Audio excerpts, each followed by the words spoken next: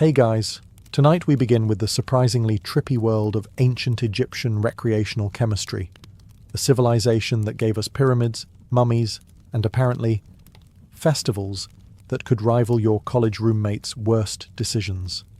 So before you get comfortable, take a moment to like the video and subscribe, but only if you genuinely enjoy what I do here. And let me know in the comments where you're tuning in from and what time it is for you. It's always fascinating to see who's joining us from around the world. Now, dim the lights, maybe turn on a fan for that soft background hum, and let's ease into tonight's journey together.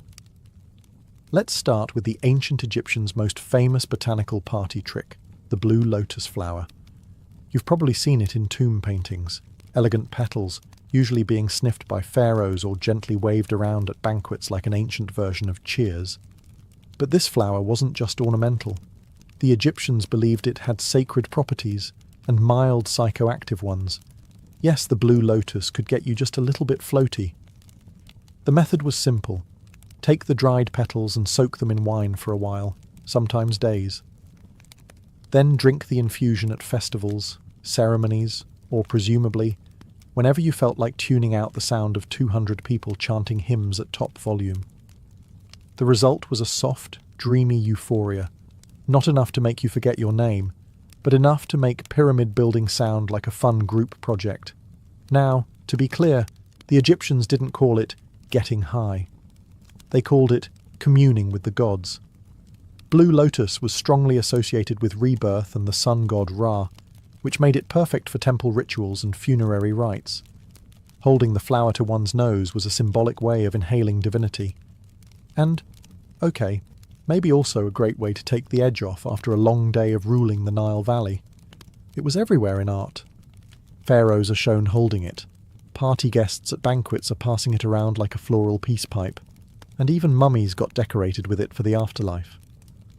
The thinking seemed to be, if we're travelling to eternity, let's make sure we're stocked up. Practical. But the blue lotus wasn't just ceremonial. Festivals could get wild, and blue lotus-infused wine made the music louder, the dancing looser, and the hieroglyphic poetry marginally more profound. Imagine a crowd under the stars, sipping lotus wine, feeling as light as a papyrus reed in the breeze. For the ancient Egyptians, that was spiritual fulfillment, and also a very good night. There are religious holidays, and then there's the Feast of Drunkenness, the ancient Egyptian equivalent of saying, let's black out in honour of not dying. Subtle name? No. Accurate? Extremely.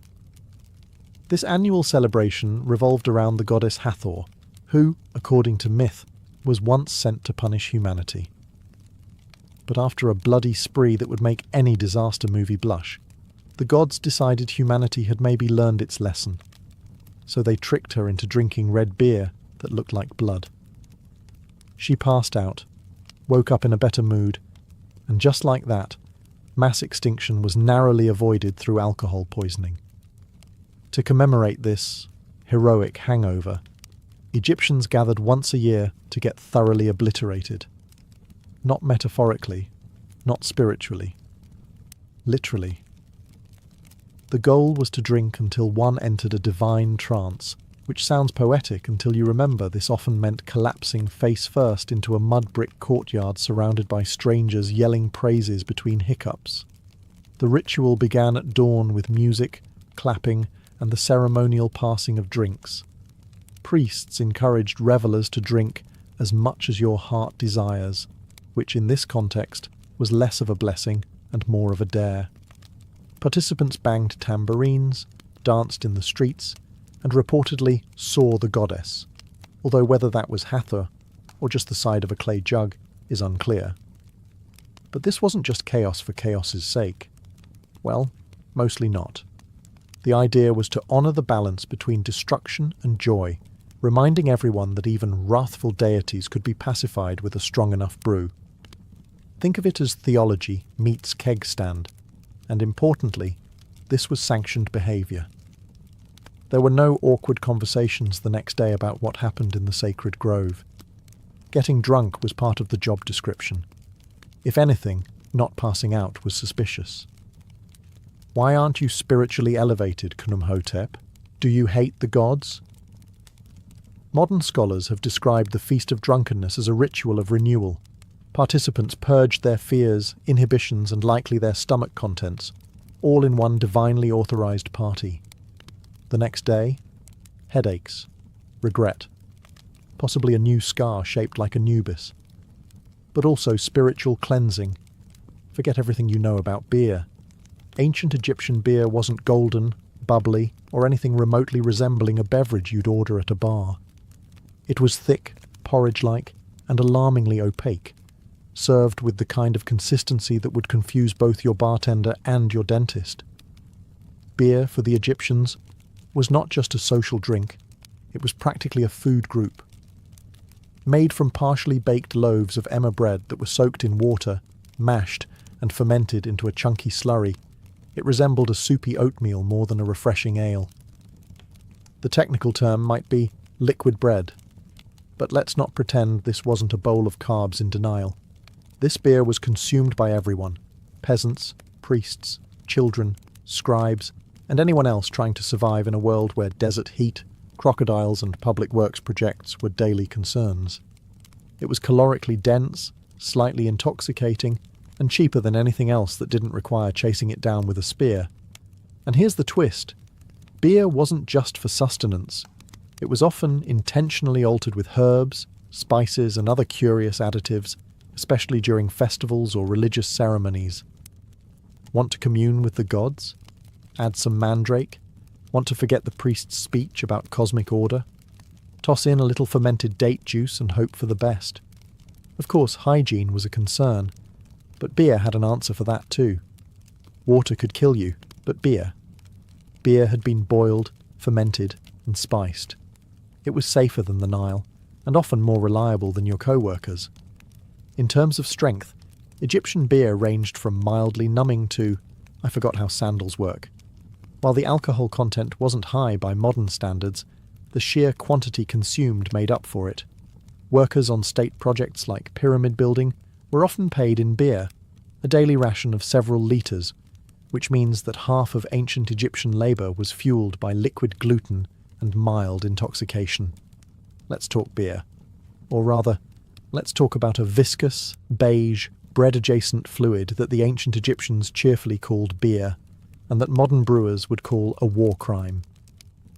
Egyptian beer was less refreshing beverage and more fermented soup with ambition. Made by soaking half-baked loaves of emmer bread in water, then mashing the whole affair into a lumpy stew and letting it ferment in open vats, the final product was cloudy, chunky, and distressingly chewable. Imagine oatmeal if oatmeal had opinions and a mild buzz. But despite its texture, which archaeologists generously describe as rustic, this was the drink of the people.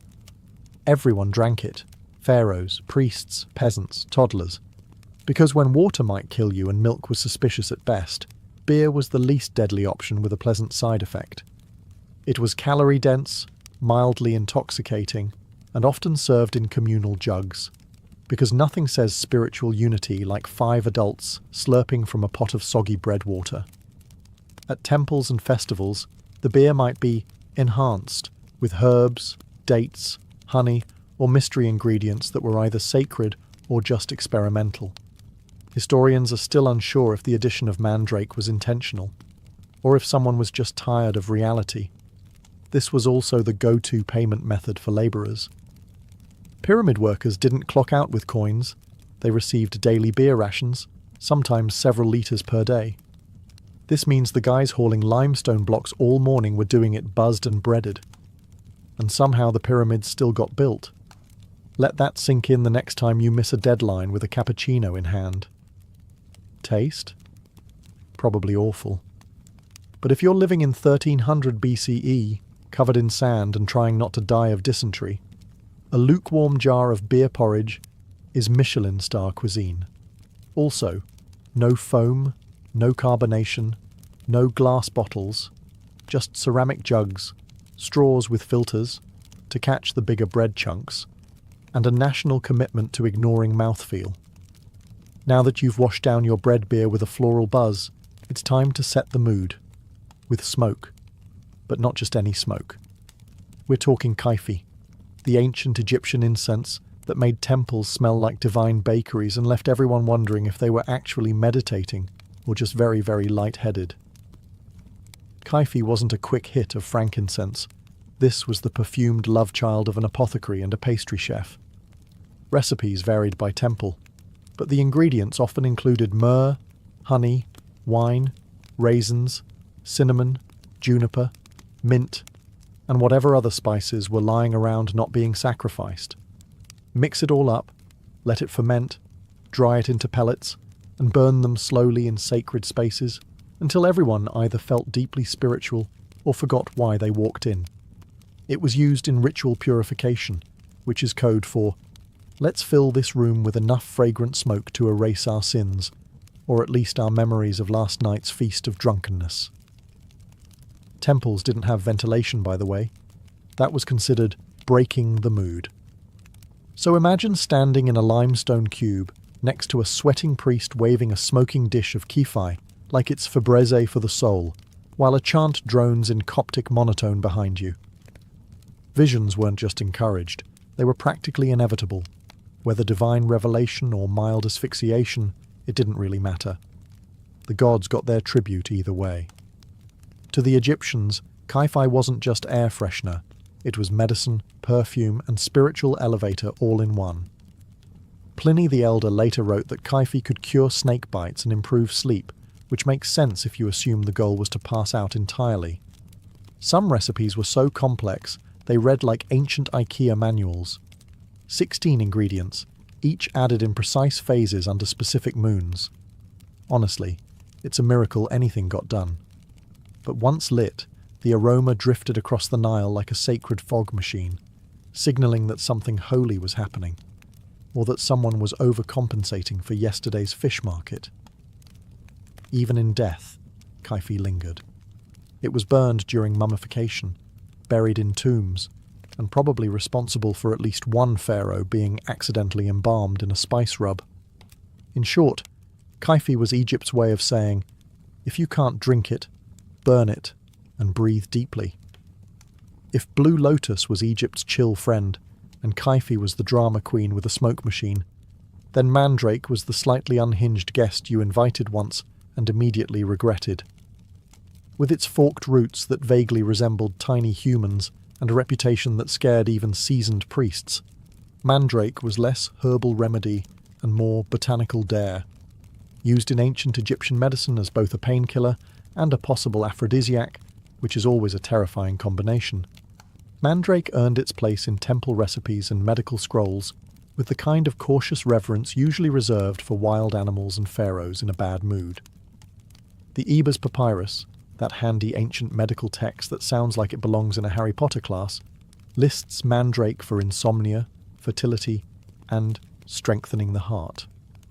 Which sounds noble until you remember that the wrong dose could just as easily strengthen your heart into cardiac arrest.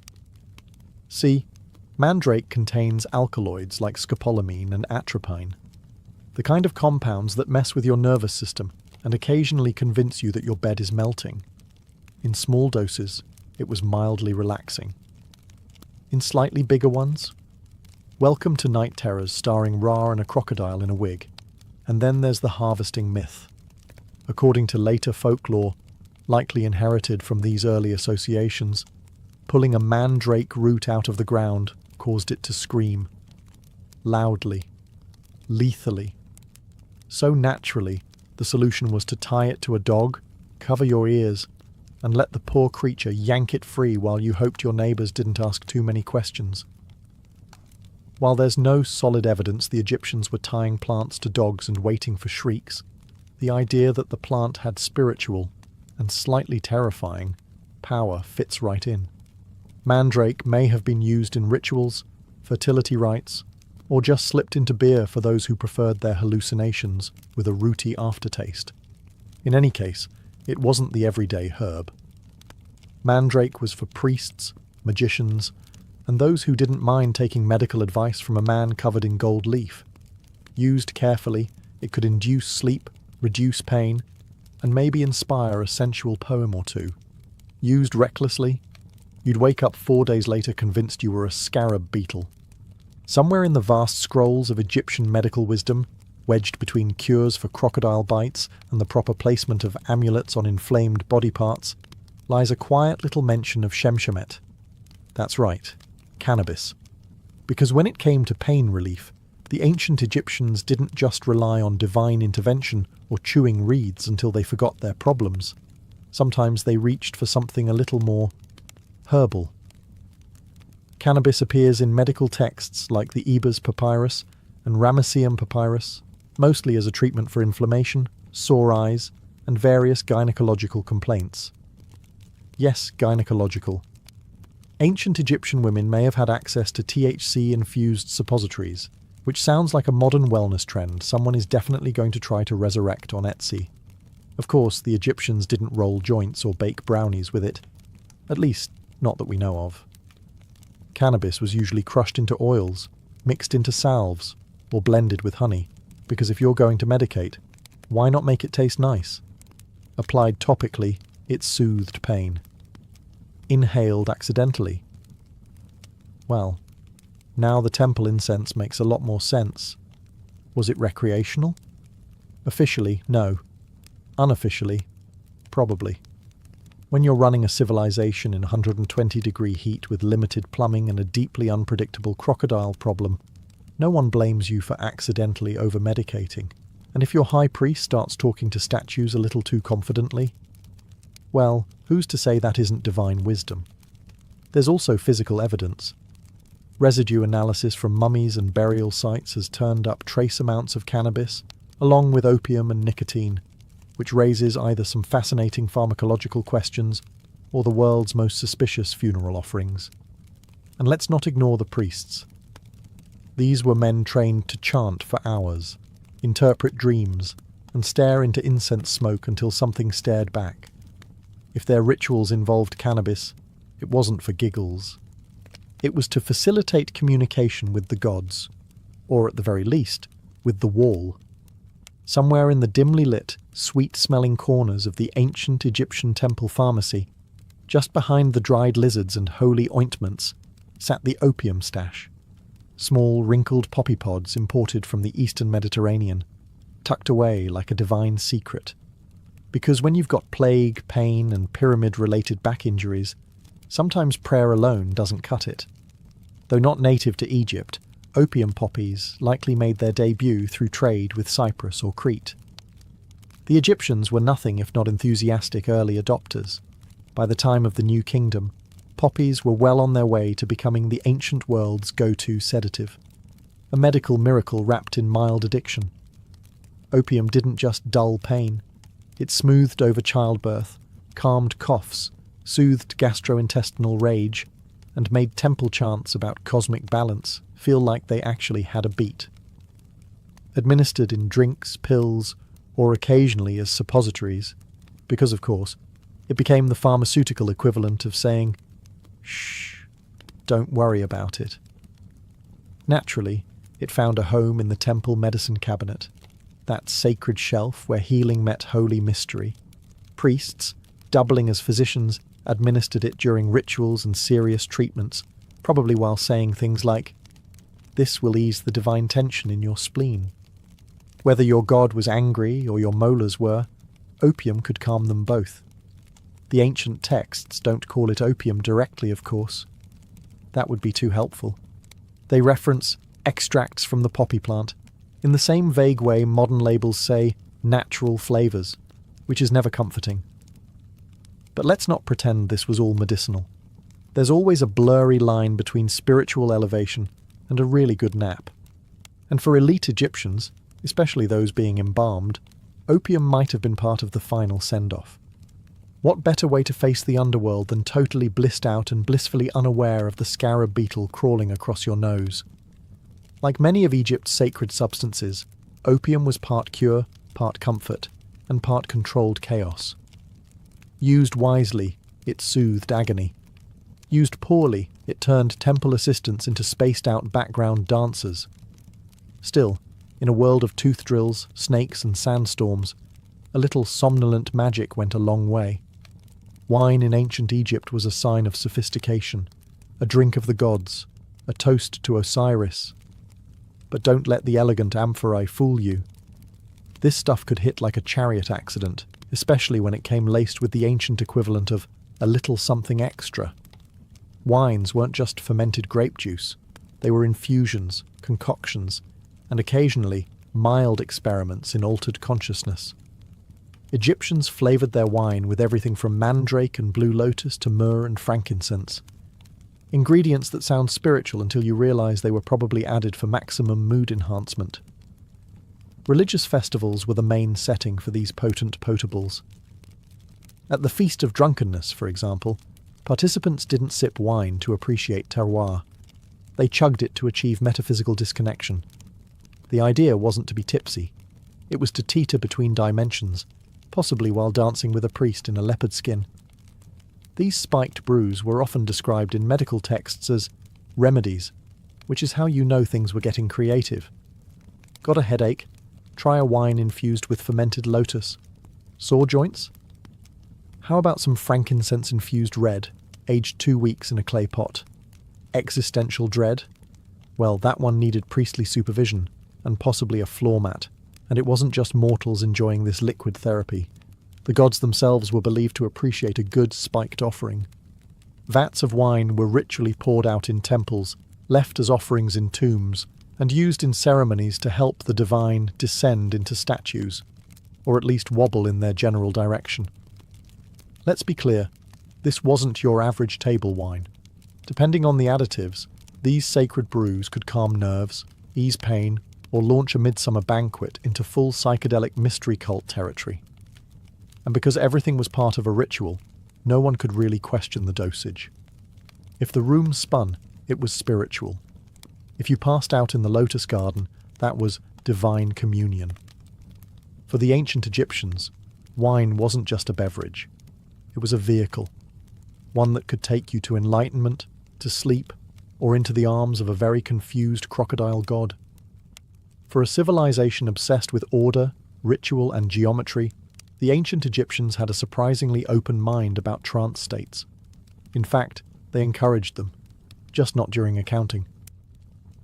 These altered mental states were seen as direct channels to the divine, or at least to some deeply theatrical inner monologue. Possession, divine, not demonic, was often treated as a religious promotion, not a medical emergency. If a temple dancer started convulsing mid-routine, she wasn't rushed out by worried acolytes. She was applauded.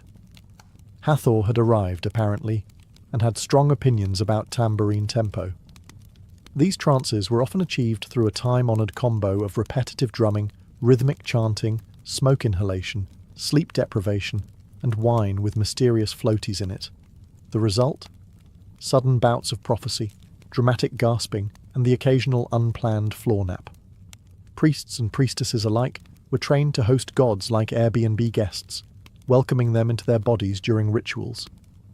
This included changes in voice, posture, and a sudden urge to announce cryptic things while staring into a fire. In many temples, it was just another Wednesday. To outsiders, it may have looked like a mass fainting spell, but within the temple, this was how messages from the gods were delivered. Sometimes the gods advised. Sometimes they scolded. Sometimes they demanded more cake offerings, which says a lot about ancient theology and ancient appetites. The trance wasn't always voluntary either. There are accounts of the afflicted being taken by deities, often accompanied by shouting, shaking, and suspicious amounts of incense. Whether these were actual divine messages or simply what happens when you inhale 4 hours of Kifi smoke next to a flaming brazier is still debated. Of course, once the trance ended, the possessed party returned to normal, often looking slightly disoriented and very sweaty. The ritual concluded with applause, a sip of sacred wine, and possibly a nap behind a pillar, while someone else mopped up the sanctified drool. To modern eyes, divine possession might look like performance art meets heatstroke.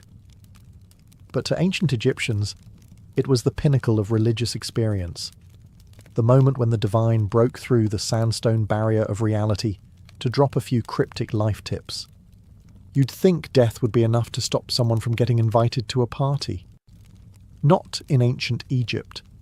The line between the living and the dead was more of a soft suggestion, like, don't swim after eating, or maybe don't chisel hieroglyphs drunk.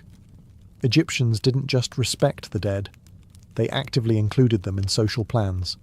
This wasn't metaphorical. Families visited tombs during festivals like the beautiful Feast of the Valley, lugging baskets of food, jugs of beer, and the general vibe of a tailgate party, if the tailgate was parked in a necropolis. They'd sit outside the tomb, eat, drink, and commune with the deceased, which usually meant talking to the wall and hoping Grandma appreciated the pickled fish. Many tombs had false doors, carved portals through which the dead could receive offerings. Whether this meant spiritually or just enjoying the smell from the other side is unclear. Either way, ancient Egyptians believed the dead could still enjoy food, drink, music, and a decent bit of gossip. So naturally, they threw them parties. Music was played, incense was burned, libations were poured. Sometimes the living got drunk enough to cry, confess secrets, or accidentally sit on sacred offerings. It was like a family reunion, only with fewer arguments and slightly more embalming fluid. These gatherings weren't just acts of remembrance.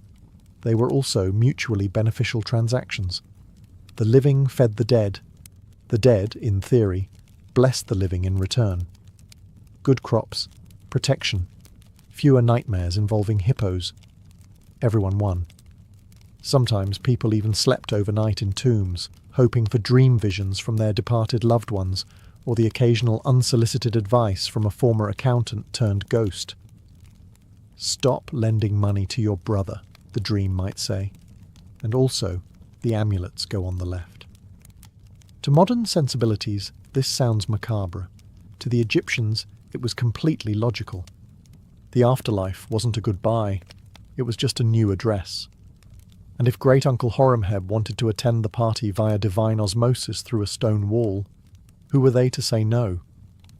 For all the incense, holy trances and sanctioned debauchery, ancient Egyptian revelry came with a price, and it usually arrived sometime around sunrise with a pounding headache and the vague memory of yelling at a statue.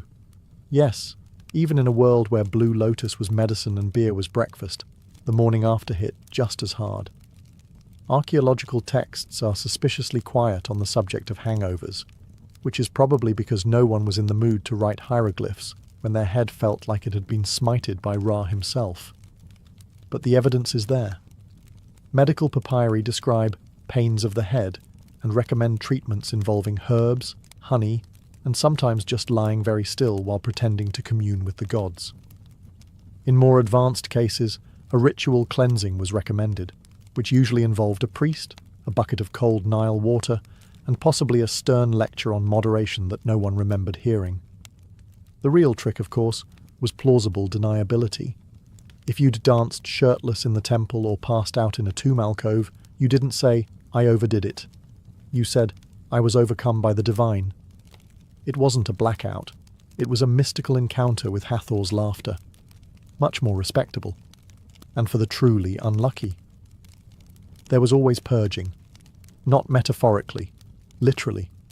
The Egyptians were fond of emetics, lovely concoctions designed to evacuate your sins from both ends. Imagine being handed a drink that tastes like regret and being told, "This will restore your balance." Moments later, your balance is definitely gone. The priests, of course, fared better. They had training. They had ritual authority. And most importantly, they had people to carry them home. Meanwhile, common revelers woke up with lotus petals in their hair and sandal imprints on their faces, wondering whether they'd danced with a god or just someone very committed to the role. Still, no one swore off the next celebration, because spiritual enlightenment, as it turns out, is addictive, especially when it comes with beer, smoke, and a mild chance of falling into a trance and yelling your neighbour's secrets in front of a statue. When ancient Egyptians prepared for death, they didn't just pack linens and a decent eulogy. They packed snacks and drugs and possibly a backup stash just in case eternity got boring. Because if you thought the partying stopped after your heart was weighed, think again. It just moved underground. Tombs weren't silent, solemn places.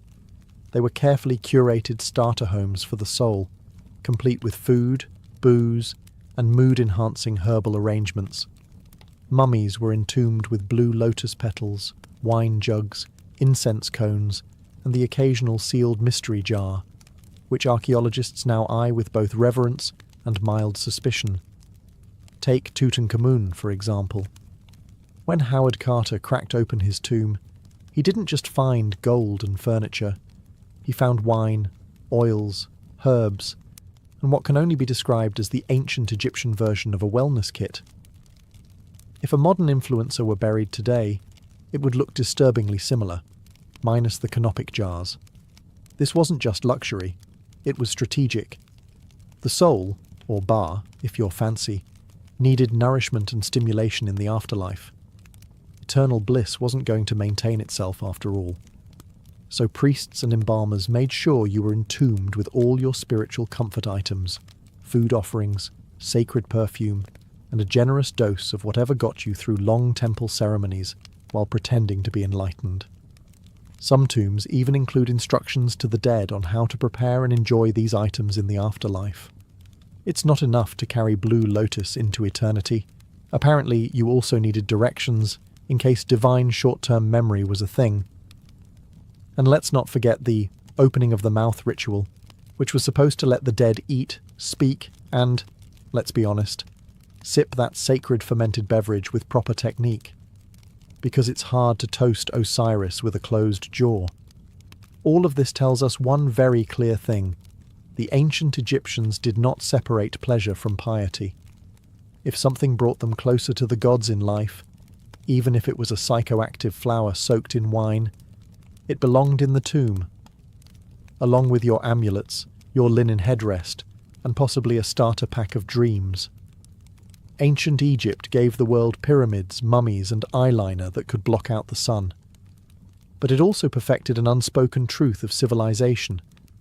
Sometimes the people running things are just high enough to think it's going well. Officially, the pharaoh was the earthly embodiment of Horus, chosen by the gods to maintain Ma'at, cosmic order.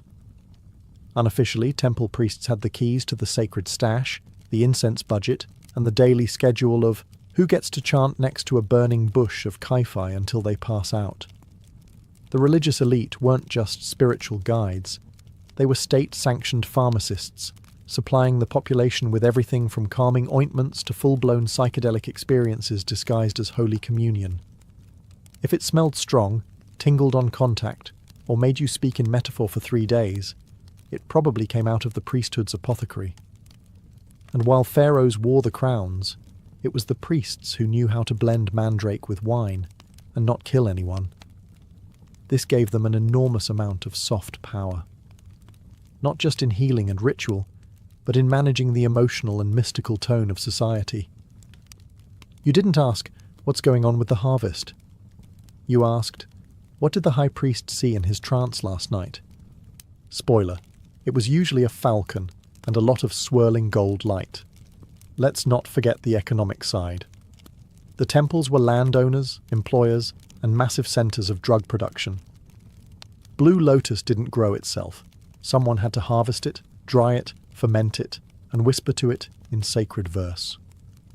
So yes, religion was very holy, but it was also a well-oiled machine, one that ran on faith, herbs, and occasionally mind-altering doses of divine inspiration. In many ways, the question of who ruled Egypt was less about crowns and more about who controlled the incense burners.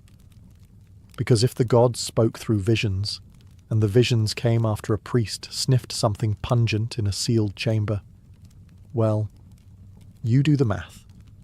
In theory, ancient Egypt was all about balance, justice, and order. In practice, if you were rich enough to afford a private tomb and someone to fan you while you digested, you also had access to the good stuff, the kind of narcotic rarities that didn't show up in the village clinic scrolls. Make no mistake, ancient Egyptian society was a hierarchy, and mind-altering substances followed the same rules as everything else. Pharaoh at the top, goat herder at the bottom, and everyone else politely sniffing dried flowers and pretending it was enough. While commoners got barley beer, and maybe a whiff of temple incense if they leaned close enough. The elite were bathing in blue lotus oil and sipping spiked pomegranate wine out of gold-rimmed chalices. Some of the more potent substances, mandrake, Kai-Fi blends laced with opium, imported cannabis resins, were likely restricted to ritual or medical use, which just happened to align perfectly with the daily schedules of court officials and high priests. Funny how that worked out. Take Pharaoh himself. The divine ruler of Upper and Lower Egypt couldn't be expected to process the metaphysical weight of ruling without a little help from the sacred pharmacopoeia. If his dreams were considered state messages from the gods, then sedating his insomnia with a psychoactive nightcap wasn't indulgence, it was national security. Even in death, the elite kept their stash close. Many tombs contain medicinal vials, incense cones, and wine jars with labels so vague they may as well have read, "for ceremonial purposes only." One wonders if the gods actually required that much imported poppy resin, or if Tutankhamun just liked to keep his options open. Meanwhile, the lower classes weren't exactly locked out of the experience. They just had to settle for the watered-down versions. Beer thick enough to chew, weak incense, and whatever passed for spiritual euphoria during an 18-hour shift building obelisks. And when someone did get their hands on a forbidden substance without a permit, that was likely called witchcraft, heresy, or a very bad day to be a field labourer. After 14 chapters of sacred snorting, divine day drinking, and hallucinogenic healthcare, one might be tempted to ask, what does all this really say about ancient Egypt? Well, for starters, it tells us they were brilliant at blending science, spirituality, and recreational chemistry into a single belief system. Pain relief and prophecy came from the same flower. Medicine and mysticism walked hand in hand, usually to the beat of a sistrum and the smell of something smouldering that definitely wasn't FDA approved. It also reveals just how much the ancients respected the power of altered states. Not as escapism, but as a legitimate way to access insight, healing, and the occasional god with an animal head and a flair for drama. Their rituals weren't just pageantry. They were controlled chemical theatre, with incense, chanting, and psychotropic tea for the cast, and the strict gatekeeping of sacred substances. That's just the ancient version of putting wellness behind a paywall. The elite had their blue lotus spas and imported opium. Everyone else got lukewarm beer and an eye infection. Divine enlightenment was available, but only if you could afford the luxury tomb package with optional afterlife minibar. But perhaps the most revealing takeaway is this. Humans have always wanted to feel more, see more, and know more, especially if it involves lying down in a temple and not doing chores. The ancient Egyptians weren't that different from modern humans meditating with essential oils or arguing about microdosing on podcasts. They just wore more eyeliner and took their hallucinations more seriously. So, what does this mean for us? Well, maybe that our ancestors weren't primitive drug enthusiasts or eccentric spiritualists. Maybe they were just doing their best to navigate a confusing, beautiful, often painful world, with the tools, rituals, and fragrant smoke they had. And if that journey to inner peace happened to involve wine, wildflowers, and a trance where you barked like Anubis, so be it. Florence, late 1400s. The air was thick with incense, sweat, and the perfume of crushed roses. The city was bursting with art, intellect, and political intrigue, but also a very specific kind of madness, the obsession with beauty. And not just any beauty. Renaissance beauty, the kind that meant looking like a porcelain statue, even if it killed you. Enter Sarasa, a luxurious, silky white face paint made from, you guessed it, lead. Yes, actual lead. Women across Florence, Venice, and beyond smeared this shimmering poison across their cheeks, foreheads, and décolletage to achieve that ultra-pale, ethereal look. Because in a world where tan skin meant labouring under the sun like a peasant, looking like a walking cadaver was the ultimate flex. But this wasn't just a light dusting of powder. No, Sarusa was layered on like Venetian stucco. Some women went so far as to sleep in it, refusing to wash their faces, allowing the toxic compound to literally soak into their skin. The result? A radiant, ghostly glow, right up until the sores appeared, and when they did, they just applied more lead to cover them. You know, like a Renaissance band-aid. One that guaranteed the wound would never heal. If the lead didn't get you, the mercury might. Used to treat blemishes and fade sunspots, mercury was another charming element in the Renaissance beauty arsenal. Combine that with arsenic-based tonics and vinegar face baths, and you had a full-blown chemical warfare routine, marketed as elegance. And let's not forget the classism baked into every powdered pore. Noblewomen wanted their skin to look untouched by sunlight or hardship, so the paler, the better, even if it made them anemic, delirious, or eventually dead. Looking divine came at a divine cost.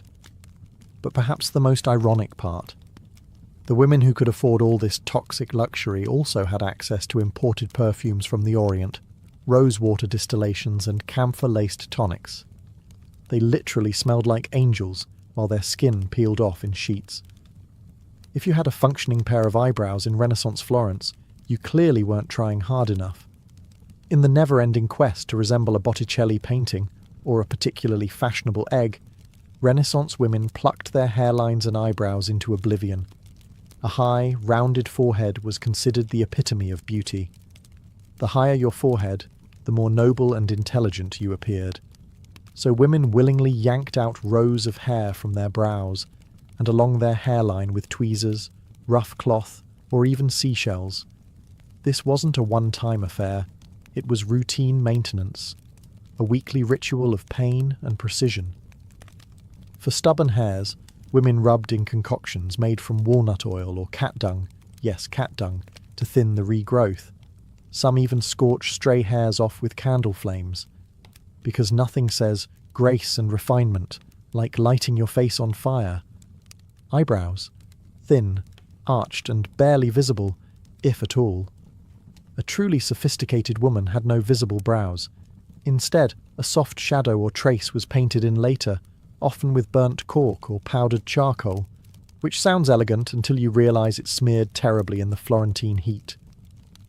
Imagine your eyebrows slowly dripping down your cheeks during Mass. Divine. Meanwhile, body hair was seen as animalistic and unclean.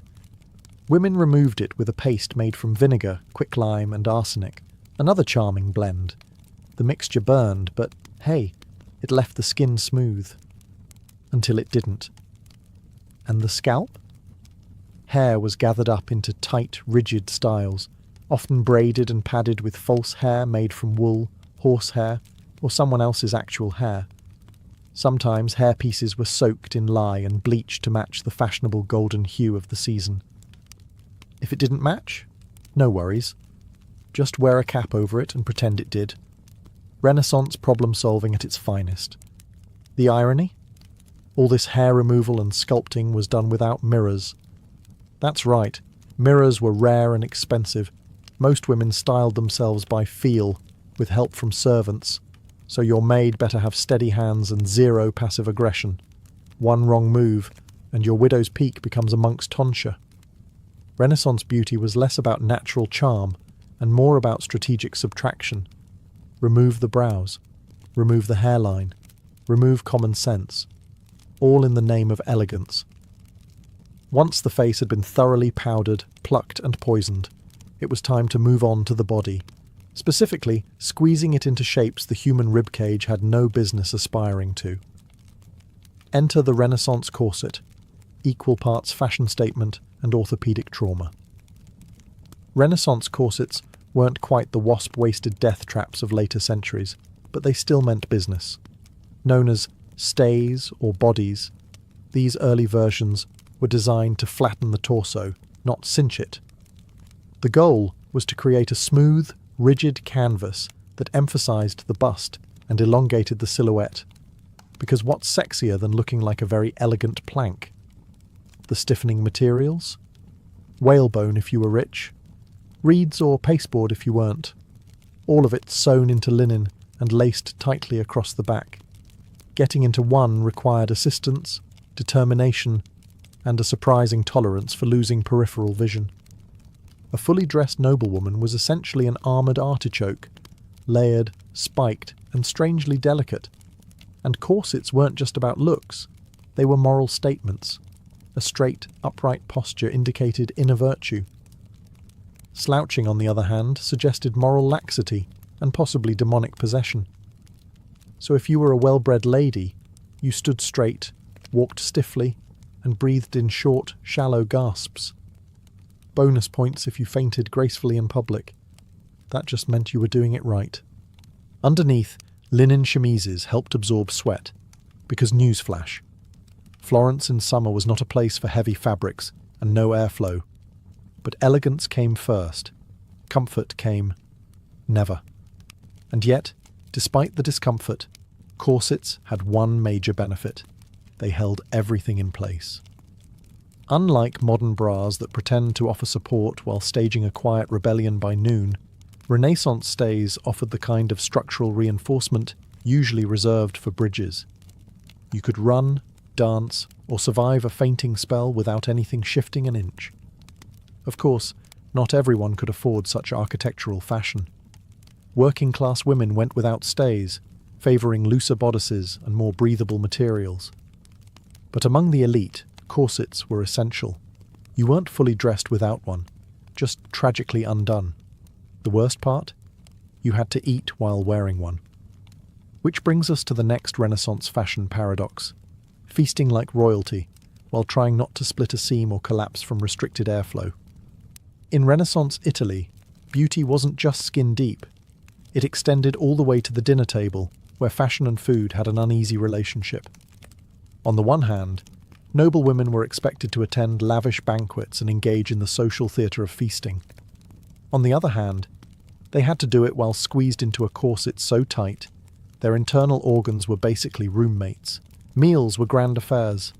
Tables groaned under the weight of roasted peacock, marzipan sculptures, and gilded fruit. But for upper-class women, actually eating was a delicate performance. You could nibble, you could sip, but you absolutely could not unhinge your jaw and go to town on a goose leg. That would have been barbaric, and potentially dangerous given the boning in your bodice. Instead, you were expected to take dainty bites, keep your back straight, and smile through the growing pressure in your ribs.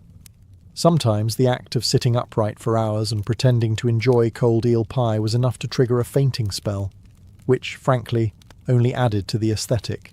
Pale, breathless, and collapsing into the arms of a handsome courtier. Très chic. Of course, this polite self-starvation had limits. Many noblewomen were secretly ravenous by the time they reached their private chambers, where they could finally remove the corset and devour a hidden stash of sweetmeats or leftover cheese. Yes, even Renaissance beauty queens had midnight snacks. They just couldn't admit it. And there were rules even for those. Certain foods were believed to affect the complexion. Cucumbers were discouraged. They made the skin watery. Wine was encouraged. It flushed the cheeks with colour. Some ladies even drank vinegar tonics to stay trim, because nothing says high fashion like ruining your gut lining. There was also the matter of digestion. In a corset, your stomach had nowhere to go. Women had to pace their eating carefully, or risk indigestion, bloating, or, God forbid, a very unladylike burp. The horror. So while men got to recline, drink heavily, and argue about Dante, women mastered the art of elegant restraint, eating just enough to seem sociable, but never enough to ruin the line of their gown.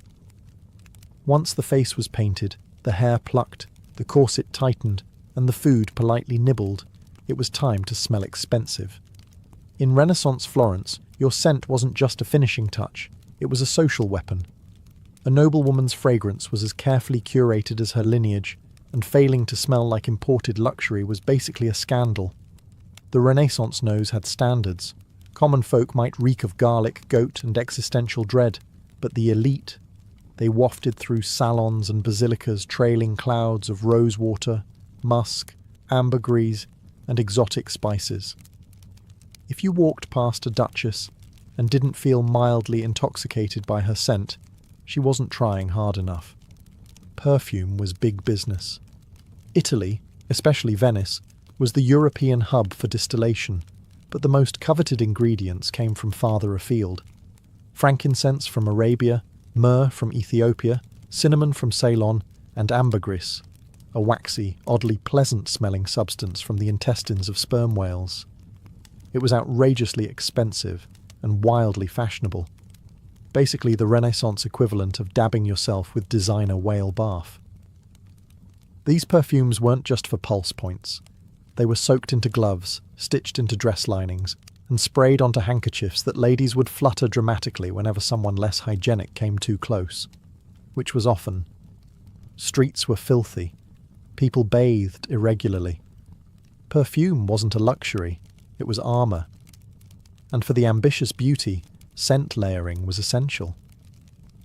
First came the scented bath, usually a rinse of rosewater or camphor. Then a dusting of crushed violet petals, followed by an oil rubbed into the temples or wrists, and finally, a heavy mist of whatever concoction your apothecary swore would make men weep and rivals faint.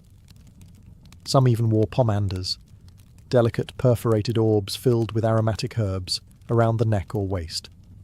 Others dangled them from their belts, like olfactory warning bells. Approach with caution. I smell of cinnamon and judgment.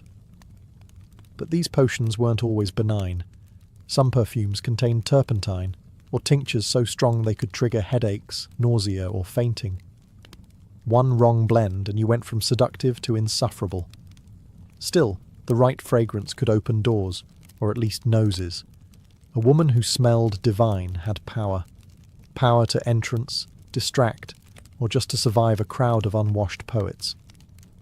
If Renaissance beauty was a battlefield, then fashion was the armour, and Florence was its glittering war zone. The fabric you wore didn't just say something about you, it screamed, it sang. It flounced down the street declaring your family's wealth, your husband's rank, and whether or not you had any shame in bankrupting him for a sleeve. Velvet was the crown jewel. Imported, dyed and woven with the kind of care usually reserved for saints' relics, velvet was thick, heavy, and absurdly expensive. Wearing it in summer, a true power move. You were hot, yes, but you were important. Then came brocade. Not content with mere colour, brocade brought patterns into the picture. Lions, vines, even entire religious scenes woven in gold thread. And we're not talking about subtle accents. These were gowns that could double as altarpieces. The more intricate the design, the more time and money it took, which meant the more smugly you could nod at other women's inferior sleeves. Sleeves, by the way, were detachable. A practical feature turned competitive sport. Wealthy women owned entire wardrobes of sleeves to mix and match, flaunting them like today's designer handbags. Embroidered, puffed, slashed, pearl-encrusted. Some sleeves were so elaborate they needed their own storage system. And occasionally, their own servants. Colours were coded too. Deep blues and crimsons were made with rare dyes like lapis lazuli and cochineal. Pigments so expensive they were locked away like treasure. Only the rich could afford these hues, and sumptuary laws in places like Florence tried, and failed, to restrict certain colours to the nobility. But laws are boring. Dresses were not. Even the underlayers were ornate. Chemises were trimmed with lace. Petticoats peeked out in silken flashes. And girdles, belt-like accessories, weren't just decorative. Some were studded with gems and hidden pockets for perfume, prayer books, or possibly revenge notes. But all this fashion came at a price, literally. A single gown could cost more than a year's wages for a craftsman, and yet noble women didn't just have these gowns, they needed them. Every social event was a stage, and every outfit a statement. Wearing the same thing twice? Social suicide. Renaissance fashion didn't stop at the ankle, though, in fairness, no one was really supposed to see your ankles. Modesty dictated that a woman's feet be kept decently hidden beneath layers of brocade and silk, which was a pity, considering how completely ridiculous Renaissance footwear often was. Let's start with the Chopin. The most theatrical shoe ever invented, Chopins were essentially high-platform soles. Think ancient Roman sandals crossed with stilts. Originally from Venice, they were designed to keep fine dresses above the muddy, plague-infested streets. But over time, function gave way to fashion, and chopines got taller. Much taller. Some were over 20 inches high. Yes, that's not a typo. 20 inches. Wearing them required balance, training, and frequently a servant on each arm. Walking unaided was considered both a physical feat and a social risk. If you fell, you didn't just lose your dignity, you might take out half the wedding party with you. In Florence, chopins weren't quite as extreme, but the trend still trickled down.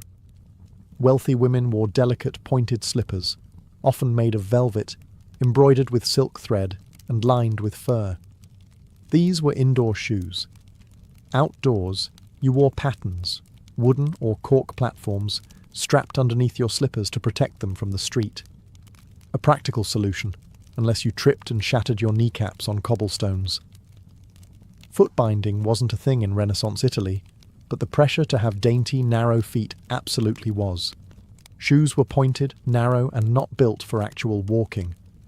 But who needed to walk when you could glide from sedan chair to palace hall, leaving a trail of crushed flower petals and broken arches? And then there were the stockings. Women wore finely knit hose made of silk or wool, tied at the knee with ribbons. These ribbons were sometimes scented, because if someone caught a glimpse of your shin, you at least wanted to smell fabulous. Of course, lower-class women wore simpler shoes, sturdy leather for labour, clogs for wet work. But the noble class treated footwear like a secret weapon, unseen, impractical, and incredibly expensive. All of it reinforced a single message. Real ladies didn't walk. They floated. They glided. They suffered gracefully and in style. After hours of being powdered, plucked, laced, perfumed, stuffed, and platformed, what came next? That's right, dancing. Because nothing completes the Renaissance beauty ritual like trying to glide across a polished marble floor in 20 pounds of fabric and 2 inches of breathable lung space. Courtly dances were serious business. These weren't your carefree, tavern-style reels. No, Renaissance court dances were slow, elegant, and excruciatingly choreographed. Every step was rehearsed, every movement symbolic. The wrong foot placement could imply social ineptitude. A misstep? Scandalous. You might as well shout, "I own nothing in lapis lazuli," and run barefoot into the Arno. For noble women, dancing was a test of composure. The most popular forms, like the pavan or the galliard, required gliding in precise patterns, keeping your gaze modest, and never, under any circumstance, breathing through your mouth. That was considered undignified. Which is unfortunate, because corsets did not allow for deep breaths. Every galliard leap was a calculated gamble against passing out cold. And yet, it was crucial. A woman's grace on the dance floor was as vital to her reputation as her dowry. Parents hired dance tutors the way modern influencers hire lighting designers. You learned how to turn, how to bow, how to fan yourself just enough to be mysterious, but not so much that you looked sweaty. The goal was to radiate effortless control, even as your shoes blistered and your ribs whimpered. There was also the matter of social strategy. Dancing offered rare opportunities to interact, briefly, with eligible men. Gloved hands touched for a moment, eyes met during a bow, perfumes mingled. It was flirtation with footnotes. But say too much, move too boldly, or, heaven forbid, laugh. You risked ruining your entire aesthetic of pious elegance. Meanwhile, the background noise of every court event was a choir of judgment. Other women critiqued your gown, your hairstyle, your posture.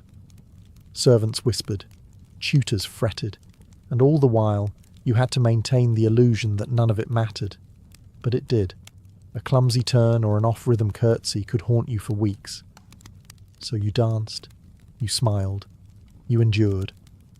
And when the music finally stopped, you excused yourself to repowder your sweat-streaked sarissa before round 2. The guests had departed.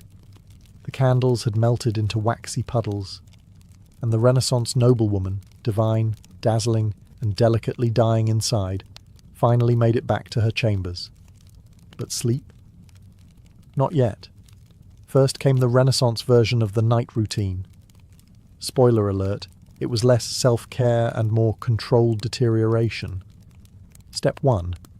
The unmasking. Out came the linen cloths, rosewater, and raw egg whites. The lead-based Sarusa had to be gently removed, not because it was delicate, but because scrubbing too hard would take skin with it. Many women used a mix of almond oil and vinegar to lift the layers, hoping their complexion underneath wasn't too ravaged. Spoiler, it usually was. Then came the hair, or what was left of it. Carefully, the pins and fake braids were uncoiled. Any adhesive used to keep forehead wigs in place had to be dissolved with herbal tonics. Ladies hoped the cat dung and quicklime they used for hair removal earlier in the week hadn't left bald patches. No pressure. Next, the corset unlacing, a spiritual experience, one that usually involved gasping, groaning, and possibly an audible crunch as ribs regained their original shape. Women could finally breathe. Not deeply, but enough to sigh in relief and maybe whisper, "Never again," for the 100th time. The feet were peeled out of slippers, revealing the crushed remains of what used to be toes. If you were lucky, your servant brought a basin of warm water with lavender or rosemary to soak them. If not, you just stared at your feet and wondered if you'd ever feel joy again. Finally, you were rubbed down with sweet oils, or, if you were particularly devout or paranoid, an alchemical tonic promising to preserve your youth. Never mind that it smelled like old copper and probably contained powdered beetles. Beauty is pain. Also possibly pestilence. And then, at last, the candle was blown out.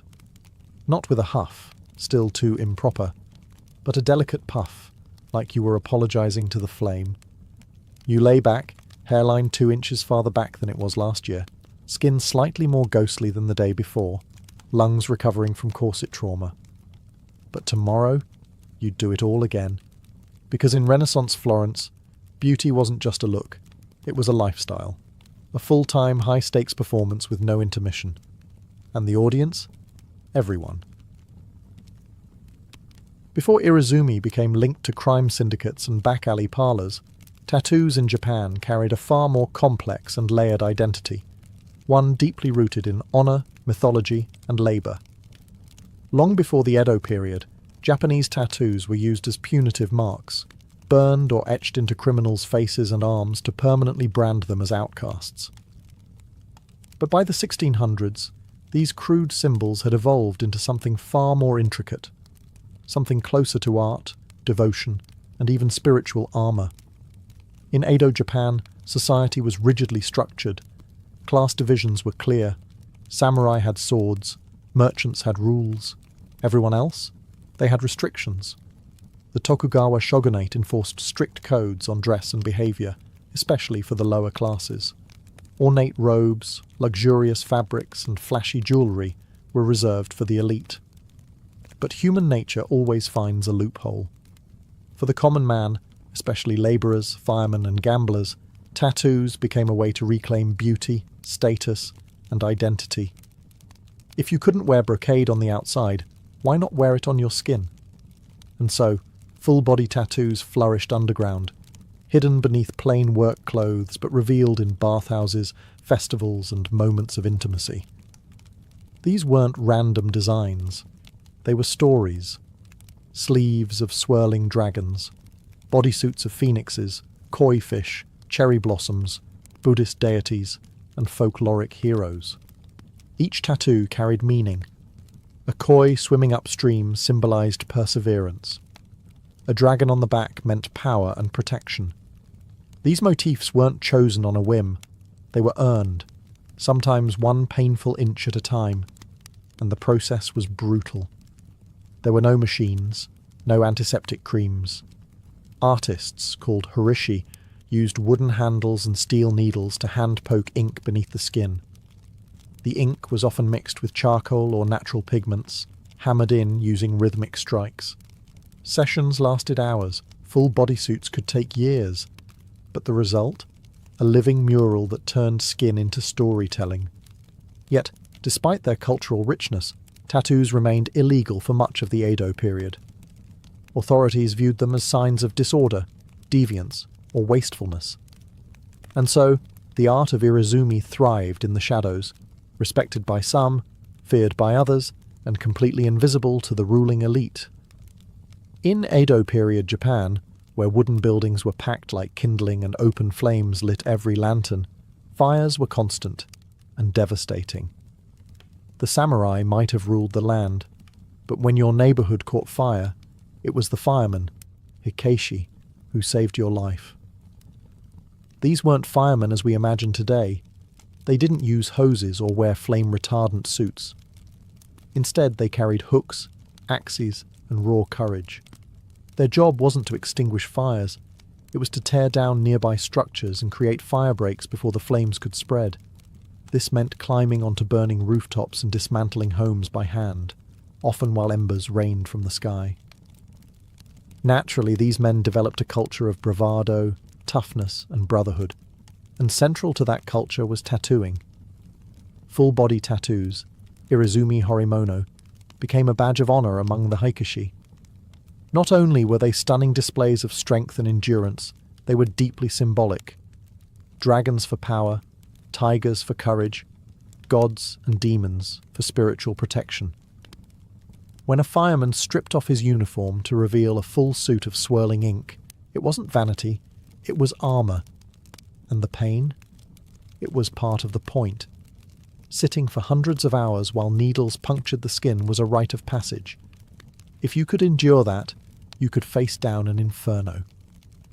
The tattoos weren't just decoration. They were proof of fearlessness, commitment, and pain endured for the good of the group. Some crews even shared themes with all members sporting similar motifs to reflect unity. You'd see entire teams marked with identical dragons across their backs, or coordinated waves and blossoms swirling down their arms. This wasn't gang behavior. It was solidarity, brotherhood forged through smoke and fire. But it wasn't legal. Tattoos were still frowned upon by the authorities, seen as vulgar or wasteful, especially for public servants. So the Hikeshi wore their ink beneath their clothes, only revealed in private bathhouses or celebratory festivals, where their role as local heroes gave them a pass, at least temporarily. Ironically, these same men were admired in their neighborhoods and feared by the elite. Their tattoos were marks of danger to some, of devotion to others. Beyond the fire brigades and labor crews, another group embraced the painful elegance of Irezumi, the gamblers, rogues, and thrill-seekers of Edo's underground. These were the drifters of the ukiyo, the floating world, a term that described both the pleasure quarters and the transient nature of existence itself. And in that fleeting world, tattoos were a language of risk, identity, and rebellion. Many of these men were bakuto, professional gamblers who roamed the country with dice, cards, and an uncanny ability to separate samurai from their stipends. While the bakuto had no formal organization at first, they lived by their own codes of loyalty, honor, and toughness. In a society that relegated them to the fringes, tattoos became a way to reclaim dignity, to turn a marginal life into one of meaning, one needle prick at a time. Their tattoos were bold, provocative, and unapologetically visible in the right settings. Peonies, fierce warriors, gods of fortune, and snakes slithered across their torsos. These weren't the quiet, contemplative inkings of monks or the civic pride of firemen. These were power statements. Visual declarations that said, "I don't follow your rules, I live by my own." Many designs referenced famous characters from Japanese folklore and kabuki theatre, heroes like Sakata Kintoki, Minamoto no Yoshitsune, or even mythical rebels who challenged authority. The more outrageous the figure, the more admired the tattoo. It wasn't just skin-deep symbolism. It was branding in a society where no one handed you a name unless you fought for it.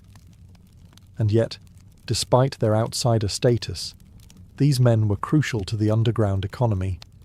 They lent money, maintained order in red-light districts, and developed early proto-Yakuza structures. Their tattoos became both a badge and a warning: loyalty within, danger without. Tattooing shops flourished in this world, not always marked with signs, but known through whispers and connections. The horishi became revered figures, their work whispered about in bathhouses and behind sake counters. To be inked by a famous master was an honour. To endure the hours of stabbing pain, a show of grit. For gamblers and rogues, Irizumi was more than art. It was an identity carved in pain, proudly worn in a world that had no place for them. Though tattooing in Edo Japan is often portrayed as a masculine tradition of labourers, firefighters and gamblers, women also left their mark, sometimes quite literally, on this hidden world of ink. While rarely documented in official records, female tattoos existed quietly, tenderly, and rebelliously beneath the layers of silk and propriety. In many cases, these tattoos were intimate, romantic, personal. Unlike the large mythological bodysuits of their male counterparts, women's tattoos were often smaller, discreet, and emotionally charged. Lovers would tattoo each other's names on hidden parts of their bodies, inside the upper arm, on the inner thigh, near the collarbone. A gesture known as Irizumi Chobun, love tattoos. A popular phrase inked onto women's skin was Inochi Azukemasu, meaning, I entrust you with my life. It was more than a vow. It was a declaration of emotional surrender, written in pain. Men sometimes carried similar inscriptions, showing mutual commitment beyond what any formal wedding could offer.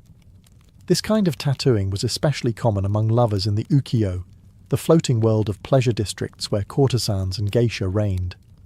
Among high-ranking courtesans, tattoos were sometimes a tool of seduction, a small teasing mark, visible only when a robe slipped just right, became part of the mystique. It gave the illusion of intimacy, as if a client was seeing something forbidden. In reality, the tattoo may have been shared with dozens of clients, each believing it was a private secret. In other cases, tattoos signified heartbreak or betrayal. A courtesan might burn or slash a name tattooed on her body after a lover abandoned her, turning passion into scarred testimony. Some even covered these names with new ink, dragons swallowing letters, waves washing away memories. But for women outside the pleasure quarters, tattoos could also be acts of quiet rebellion. Peasant women, fisher women, or wives of tattooed men sometimes followed suit, inspired by the artistry or solidarity. Though they risked judgment, these women wore their ink privately, under their robes, as silent declarations of autonomy. While Edo society officially condemned such markings, especially on women, these tattoos carved out a hidden narrative, one of love, agency, and pain born voluntarily, a story the official histories never bothered to write down. Behind every breathtaking bodysuit, every swirling dragon and tragic hero etched in flesh, there stood the unsung artisans of Edo Japan, the horishi, or tattoo masters. They worked quietly in tucked-away corners of the city, anonymous rooms above tea houses, back rooms of barbershops, or candle-lit apartments that smelled of incense and ink. There were no flashing signs, no customer reviews, just reputation, passed by word of mouth and inked skin. Becoming a horishi was no casual decision. It took years of training, usually through apprenticeship under a master. The tools were basic: wooden handles with clusters of steel needles at the tip, dipped into a thick black ink called sumi, made from soot and animal glue. The technique? Painstakingly slow and deeply painful. The needles were jabbed rhythmically into the skin by hand, often with a bamboo mallet. This process, called tabori, required steady hands, infinite patience, and the mental endurance of a monk. But horishi weren't just craftsmen. They were storytellers, historians, psychologists. A good tattoo master had to understand not only how to tattoo, but what to tattoo. Every design carried meaning. A cherry blossom fading into waves, the transience of life, a tiger climbing a mountain, bravery in the face of impossible odds. The client might bring a request, but the horishi would decide the placement, the balance, the soul of the piece. Clients would return over and over, sometimes for years, to complete their full suit. A bodyscape that stretched from shoulder to thigh, across the back, down the arms, and often stopping just above the wrist and neckline. This wasn't random. Tattoos had to remain hidden beneath daily clothing to avoid trouble with the authorities. Some horishi signed their work, not visibly, but secretly, within the folds of a dragon's tail, or hidden in the petals of a lotus. These subtle signatures became a badge of pride, recognizable only to those in the know. Despite the intimacy of the work, horishi lived with one foot outside of society. Their clientele were often firemen, gamblers, courtesans, people outside the elite. So the artists too lived on the edge, revered by the underground, invisible to the powerful. Irizumi wasn't just something you wore, it was something you survived. Every line, every shade, every drop of colour came at a price, measured in hours of motionless endurance and days of aching flesh. In Edo, Japan, the pain of tattooing wasn't a drawback. It was the entire point. Tebori, the traditional hand-poked method used by horishi, was brutal by design. The artist would dip the cluster of needles into sumi ink, then tap them rhythmically into the skin using a wooden stick or mallet. The process was slow, incredibly slow. A single outline could take hours. A full-body tattoo might require years of regular sessions, each lasting half a day or more. There were no numbing creams, no mercy. Only the sound of steady tapping and the raw sting of every puncture. But the pain was more than physical. It was symbolic. It separated the dilettantes from the devoted. It was a test of will, patience, and mental control. Clients didn't just receive tattoos. They earned them, and the endurance it took to sit through these sessions became a badge of honour, often discussed with quiet pride in bathhouses and taverns. Firefighters believed that the agony strengthened their courage. Gamblers viewed it as a test of luck and loyalty. Courtesans and lovers took on the pain as a symbol of their emotional depth. For some, it was a punishment. For others, purification. There was a spiritual dimension to it as well. Enduring pain was seen as a kind of self-discipline, similar to fasting or meditation. Buddhist themes were common in Irizumi, not just because of their aesthetic value, but because they reflected ideas of suffering, rebirth, and enlightenment. With each completed session, a person didn't just come closer to finishing a tattoo, they came closer to transformation. And there were rules. You couldn't flinch, you couldn't cry out. Moving too much could ruin the design or earn you a scolding from the horishi. Only the most serious clients completed their full bodysuit, known as munewari, with a chest panel left blank to avoid shocking society if the robe fell open. In a world where the elite wore silk and status, the tattooed wore pain and permanence. Every inch of an Edo tattoo told a story. These weren't random designs picked from a menu. They were mythologies mapped onto the body. Carefully chosen symbols, each one with layered meanings, encoded in swirling ink that stretched from shoulder to ankle. For the tattooed in Edo, Japan, the body became a canvas of personal folklore. Take the koi fish, for example. It wasn't just decorative. A koi swimming upstream represented strength, determination, and the willingness to face impossible odds. According to legend, a koi that reached the top of the waterfall became a dragon. It was the perfect metaphor for a man trying to climb his way out of the lower classes, to prove something the world refused to see. Dragons were everywhere, but they weren't the fire-breathing monsters of Western myth. They were protectors, spiritual guardians, powerful, wise, and deeply tied to the forces of nature. A dragon coiling across the back wasn't meant to intimidate. It was meant to shield, a constant, unseen presence between your skin and the world. Peonies symbolized bravery with a touch of elegance. Tigers stood for ferocity and resolve. Waves meant life's unpredictability. Demons and ghosts. Warnings, cautionary tales inked into the flesh as reminders of the dangers lurking in both the physical and spiritual world. Many tattoos depicted full scenes from Chinese and Japanese folklore, battles, betrayals, divine interventions. Popular subjects included the Suikoden, a Chinese epic about 108 outlaw heroes. These stories resonated with the tattooed class: rebels, protectors, misfits who didn't quite fit into the samurai ideal, but still lived by a code. Buddhist deities were common too, particularly the wrathful ones, figures like Fudo Myu, the immovable protector. With sword in one hand and rope in the other, he bound demons and cut through ignorance. Having him tattooed on your back was like carrying a spiritual bodyguard, one who didn't mind getting violent when necessary. But not all meanings were universal. A tattoo's placement, size, and direction all mattered. A tiger climbing upward might mean ambition. Downward could suggest a warning. Even the order of when each section was tattooed said something about your journey. These symbols were sacred, private, and powerful. And in a society where words could betray you, tattoos became the most honest form of expression. As the Edo period progressed, the vibrant underground culture of Irizumi, once a secret code of honor among laborers, firemen, and gamblers, began to collide head-on with shifting social attitudes and rising paranoia from the ruling class. What was once admired in hidden bathhouses and tea houses slowly became associated with crime, deviance, and dishonor. The turning point came when the government began tightening its grip on public behavior.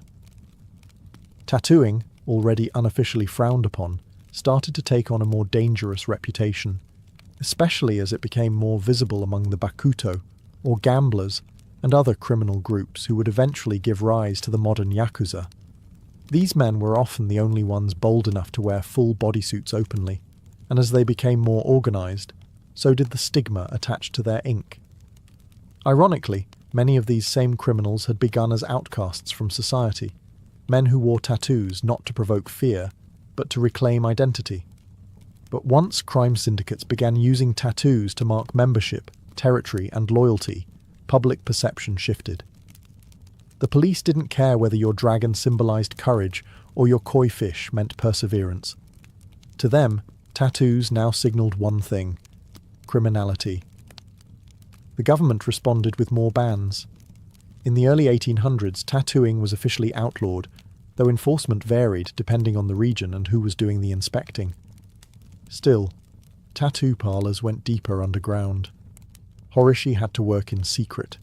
Clients booked sessions through coded language. And artists began developing techniques to hide tattoos under layers of ink, or blend them into larger designs to confuse officials. The stigma wasn't just legal, it was social. Anyone visibly tattooed could be refused entry into public bathhouses, barred from temples, or denied marriage by respectable families. Tattooed bodies became taboo, and the art form, once a mark of bravery or spiritual symbolism, was recast as something vulgar, dangerous, even evil.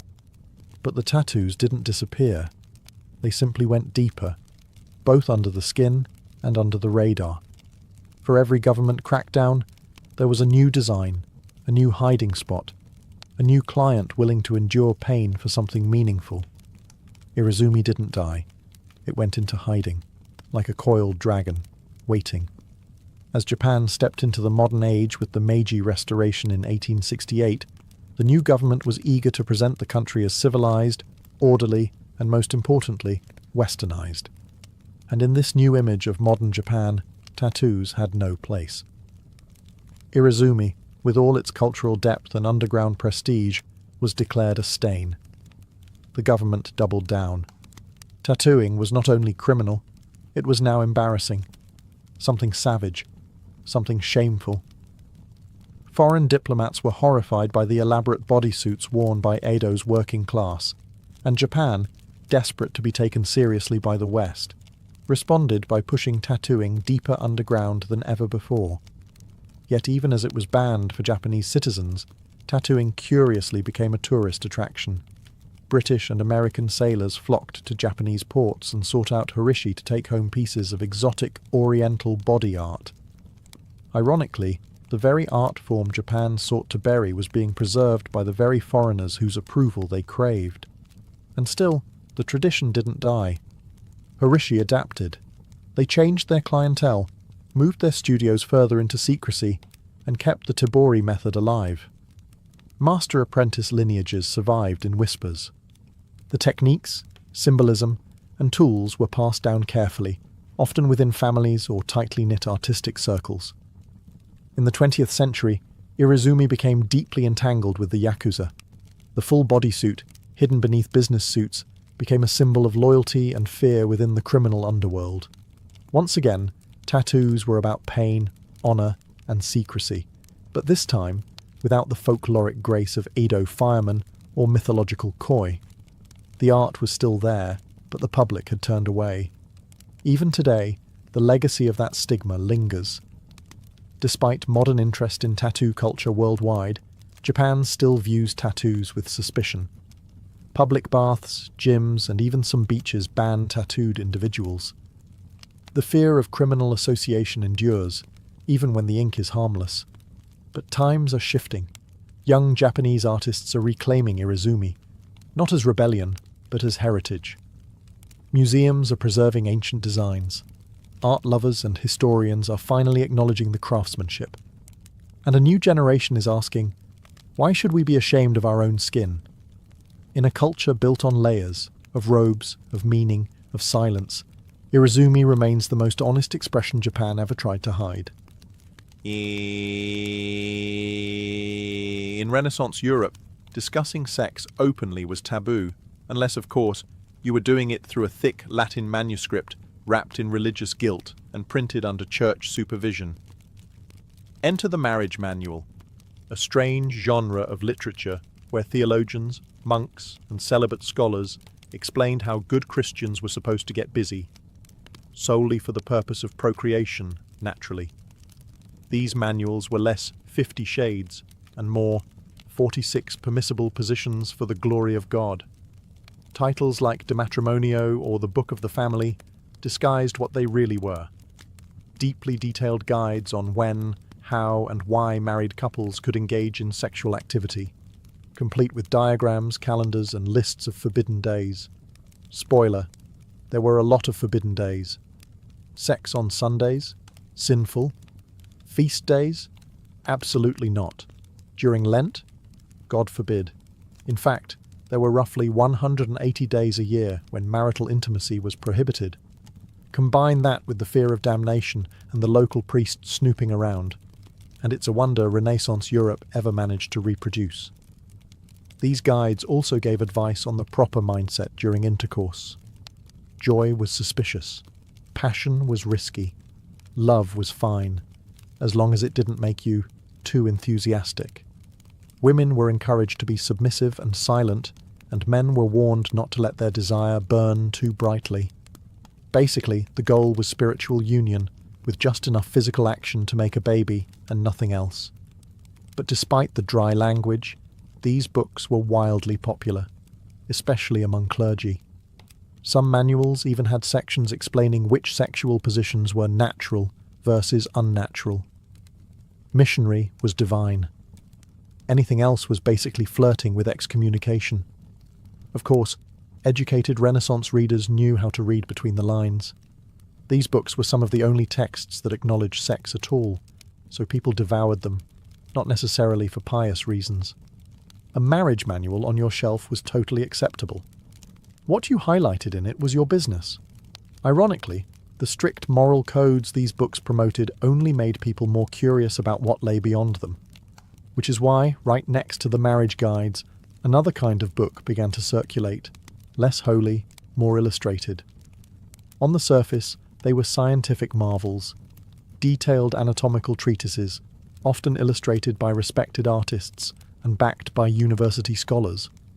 But for anyone with half an imagination and a locked drawer, these books had a certain extracurricular appeal, especially when the female form was involved.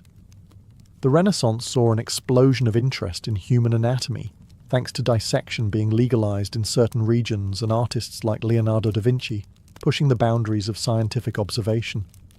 Texts like De Humani Corporis Fabrica by Andreas Vesalius were considered groundbreaking medical references. They were also, whether intentionally or not, kind of steamy. Why? Because they showed women naked, in exquisite, clinical, full-body detail. Breasts, hips, genitalia, nothing was omitted.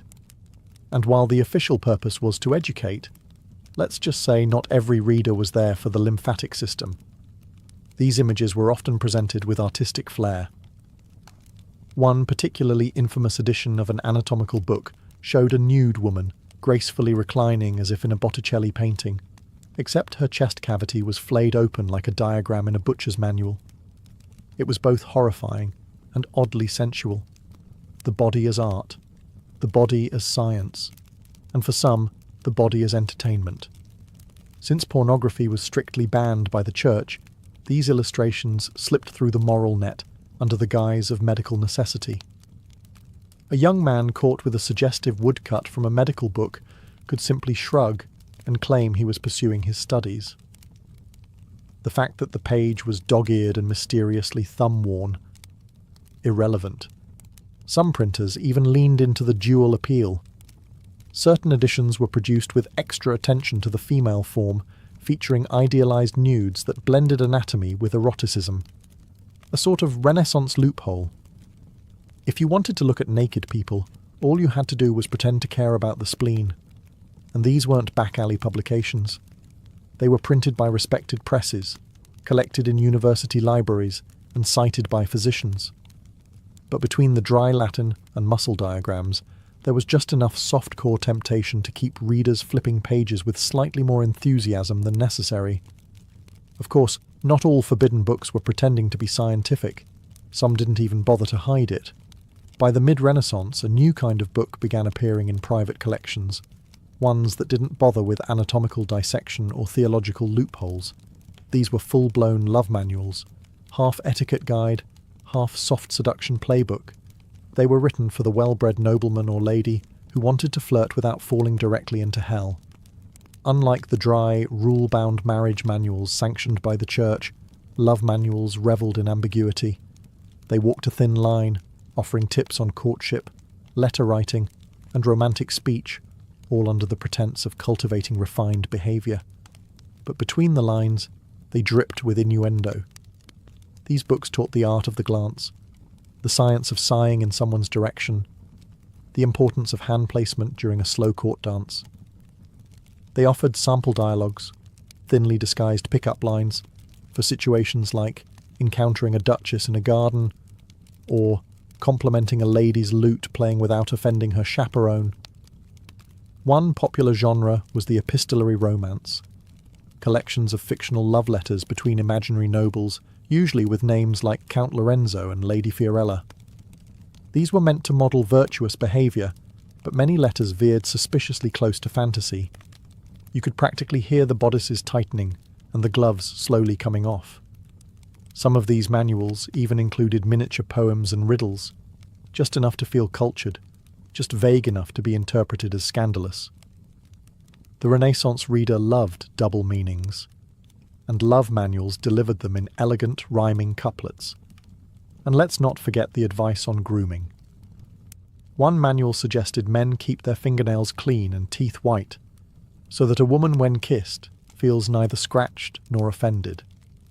Others reminded ladies to maintain fresh breath and avoid onions before a romantic conversation. Practical, but not exactly spiritual. While these books didn't depict physical intimacy, they hinted at it constantly. And that was the point. They were less about lust and more about tension, the kind that built slowly across candlelit ballrooms, behind fans, through veils. For young nobles trapped between arranged marriages and strict religious codes, these manuals were escape hatches, legal to own, dangerous to understand. While the church cracked down on sin and scholars argued about virtue, some Renaissance readers were stashing ancient Roman poetry under their pillows, and not the kind Cicero would have approved of. Ovid's Ars Amatoria, The Art of Love, was one of the most widely circulated forbidden texts of the Renaissance. Technically a Roman classic, it offered a step-by-step guide to seduction, from spotting a lover at the theatre to how to feign jealousy just enough to keep things spicy. It was witty, elegant, and totally immoral by church standards. Naturally, it was extremely popular. Educated men, and some very determined women, kept copies of Ovid hidden behind Bibles or bound in blank covers to pass unnoticed. Marginalia in some surviving copies includes notes like, "Try this at Carnival" and "Worked on Cecilia," because who said Latin had to be boring? Then there was The Golden Ass by Apuleius, a novel that slipped under the radar thanks to its mythological storyline, but included vivid scenes of transformation, lust, and the occasional talking donkey. It was technically a spiritual allegory. It was also erotica with a toga on. Even more daring were translations of Greek and Arabic love poetry, many of which emphasized sensual pleasure as a path to enlightenment. Renaissance Italy had a taste for the exotic, and Arabic texts, like those inspired by the Perfume Garden, circulated in small elite circles. These weren't openly sold, but if you had the right connections and enough gold, a copy might find its way to your study. Booksellers knew how to play the game. Officially, their shops were stocked with theology and grammar. Unofficially, a wink and a discreet coin could earn you access to a locked cabinet labelled Medical Curiosities or Private Readings. The church called it sinful. The merchants called it good business.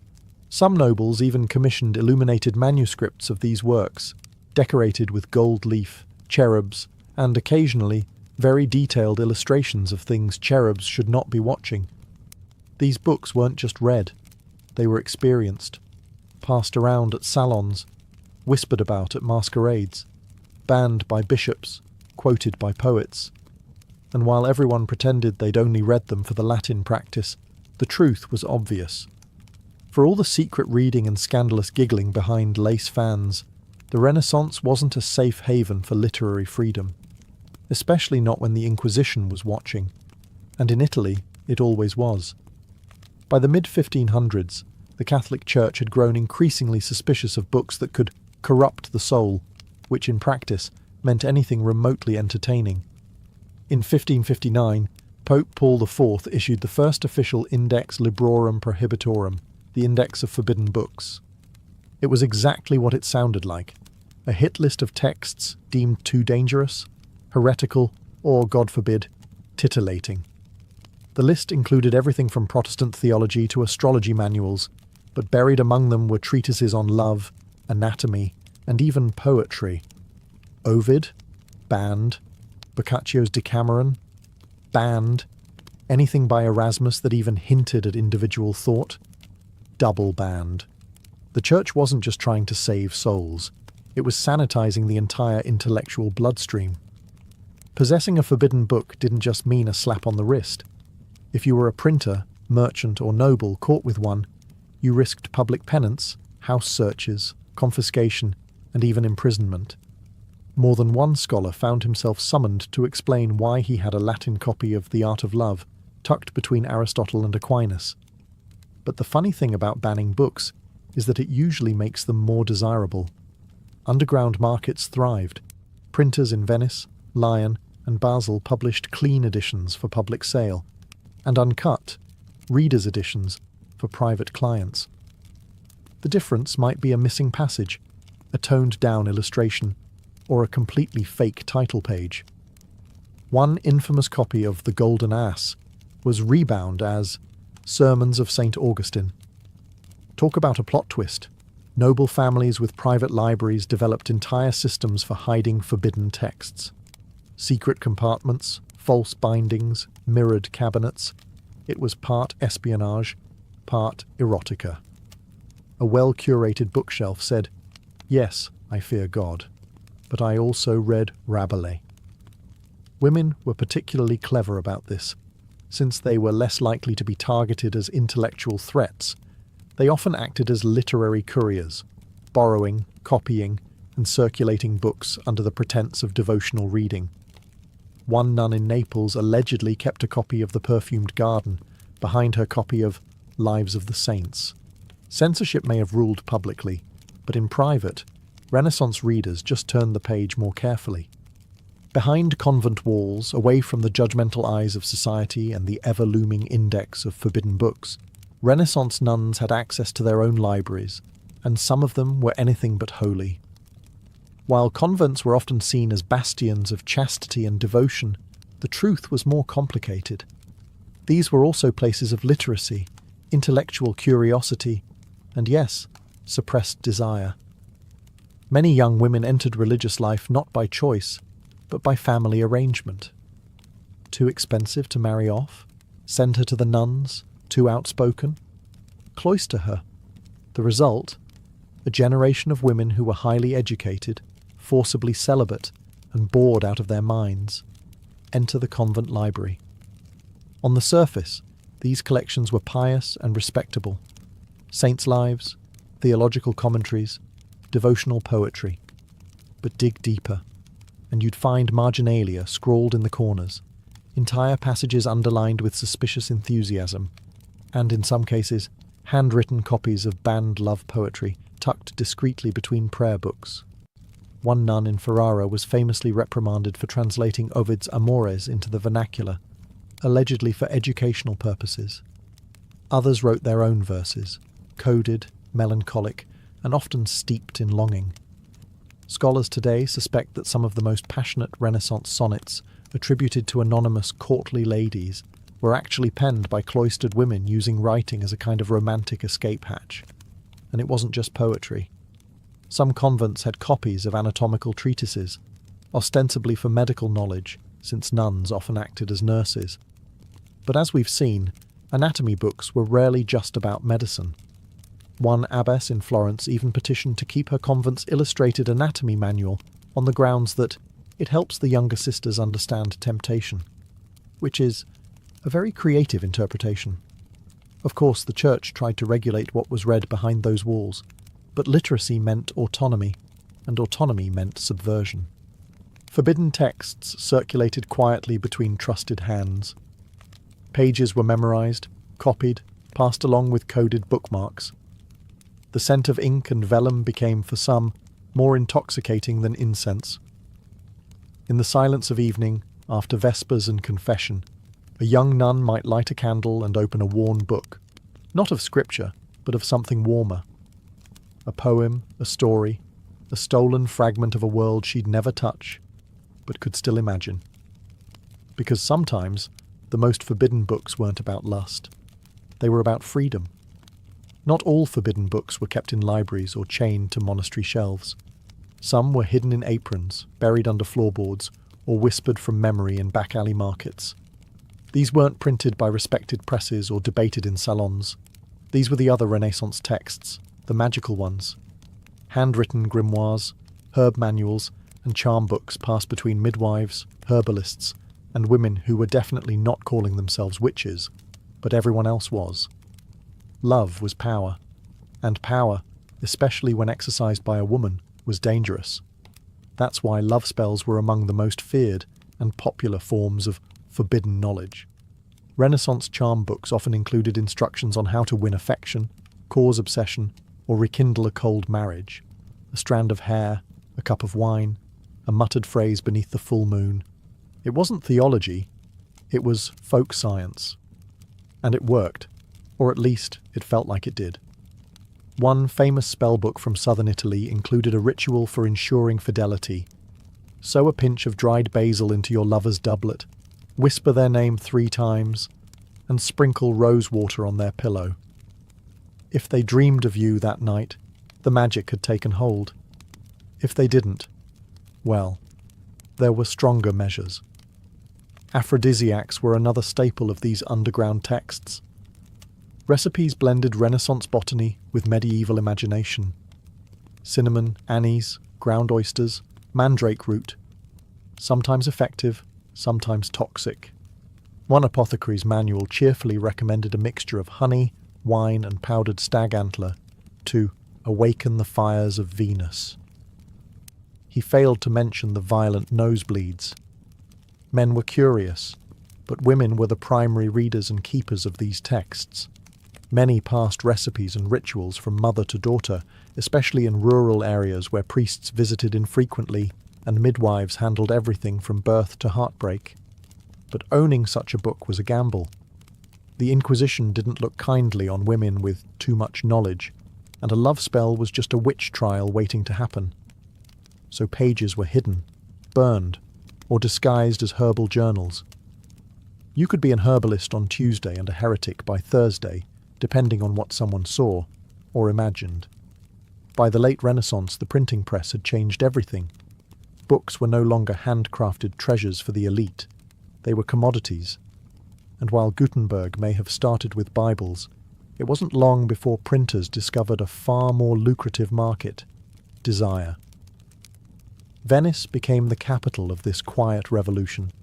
It had the perfect mix of wealth, lenient censors, and a healthy appetite for vice. Hidden behind religious tracts and scholarly commentaries, small, privately circulated books began to appear. Books that weren't coy about their contents. They didn't pretend to be anatomy manuals. They didn't disguise poetry as devotion. These were explicit, illustrated, and ready to shock. One of the most infamous of these was I Modi, translated as The Positions. Originally created by engraver Marcantonio Raimondi, with illustrations by Giulio Romano, it depicted 16 scenes of explicit intimacy. Each engraving was paired with poetic verses by Pietro Aretino, whose sharp wit and even sharper tongue earned him a reputation as the Renaissance's first pornographer. Needless to say, the church was not amused. I Modi was immediately banned. Plates were seized, copies destroyed. Raimondi was arrested. But the damage, or depending on your perspective, the innovation, was done. The idea that you could use the printing press for erotica had been unleashed, and it wasn't going back in the bottle. Underground presses sprang up across Europe, printing slim volumes of love poetry, scandalous tales, and sometimes outright smut. These weren't mass-produced. Copies were expensive, meant for wealthy patrons with a taste for the forbidden. Some were even commissioned privately, with content tailored to the buyer's fantasy. Think of it as custom Renaissance fan fiction. Printers developed clever tricks to avoid detection. Fake title pages, false publishing locations, printed in Constantinople, or Latin phrases that made the books look like harmless philosophy. In reality, they were often illustrated with woodcuts or copper engravings that made anatomy textbooks look tame. For the right price, you could have a book that thrilled, amused, or shocked, without ever admitting you owned it. Many nobles kept theirs in cabinets with special keys. Some had bindings that, when shelved, looked like dictionaries or psalters. The printing press didn't just democratize knowledge, it made lust portable. And with every new title, Renaissance readers got one step closer to something revolutionary: pleasure without permission. By the end of the Renaissance, the line between education, entertainment, and seduction had blurred beyond recognition. What began as anatomical curiosity or theological instruction had transformed into a secret bookshelf of longing, one that crossed gender, class, and even religious boundaries. And that's precisely what made it so dangerous. To the church, these books represented moral decay. To scholars, they were intellectual experiments. But to the people actually reading them, noblewomen, students, nuns, even merchants, they were something else entirely: power. Not the kind won on a battlefield or in a courtroom, but the quieter, more subversive kind that starts in the margins of a book. In an age where women's bodies were controlled, their voices silenced, and their desires shamed, these books offered an alternative script, a place where love wasn't always arranged, where pleasure could be named, and where curiosity didn't have to be confessed in Latin. Whether it was a love spell hidden in a herb manual, a censored sonnet copied by hand, or a banned poem read by candlelight, each was a rebellion in disguise. And let's not forget the men. For all the public bravado and church-sponsored guilt, they were buying these books too. Philosophers who debated virtue by day might go home and read The Golden Ass with a glass of wine. Priests who condemned lust from the pulpit sometimes kept a copy of Ovid tucked beneath their cassocks. Human nature, after all, has always been good at compartmentalizing. The forbidden bookshelf wasn't just a Renaissance quirk, it was a reflection of a world wrestling with change. The printing press had opened Pandora's box. Literacy was spreading. Ideas were getting harder to control. And once people realized that books could make them feel something, deeply, privately, even sinfully, there was no going back. Most of these books didn't survive intact. They were burned, hidden, miscatalogued. But some did. They sit today in museum vaults and rare bookrooms, fragile and foxed with age, still humming with the echoes of secrets whispered across centuries. Because the Renaissance wasn't just a rebirth of art and science. It was a rebirth of desire. And in between the sermons and sculptures, the forbidden books tell us everything the marble couldn't.